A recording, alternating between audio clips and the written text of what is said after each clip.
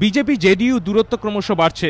23শে June বিহারে BJP সভাপতি রাজনাথ সিংয়ের সভার জন্য জায়গা দিতেও অস্বীকার করল নীতিশ সরকার।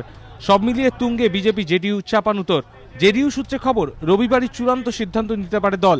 শনিবার পটনায় এ নিয়ে বৈঠকে বসছে জেডিইউ। বৈঠকে দলীয় নেতাদের উপস্থিত থাকার নির্দেশ দেওয়া হয়েছে।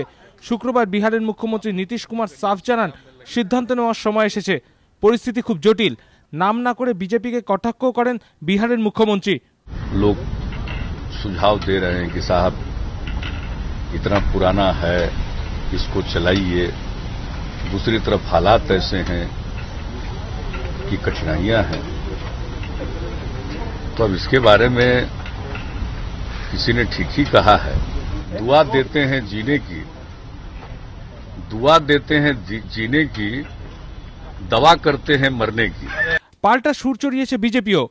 भारतीय जनता पार्टी तो कभी किसी की मरने की दवा नहीं कर सकती, और भारतीय जनता पार्टी की ये परंपरा है कि हम दुआ भी देते हैं, हम दवा भी देते हैं।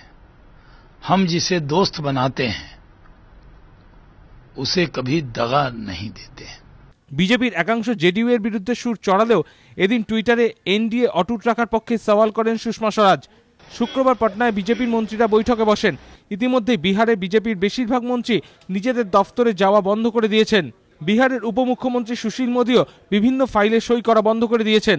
এদিকে শুক্রবার জল্পনা উস্কে দিল্লিতে জেডিইউ সভাপতি শরদ যাদবের সঙ্গে বৈঠক করেন সিপিএম পলিট ব্যুরো সদস্য সীতারাম ইয়েচুরি। যদিও বৈঠক নিয়ে মুখ খুলতে নারাজ দুপক্ষই। এবিপি আনন্দ।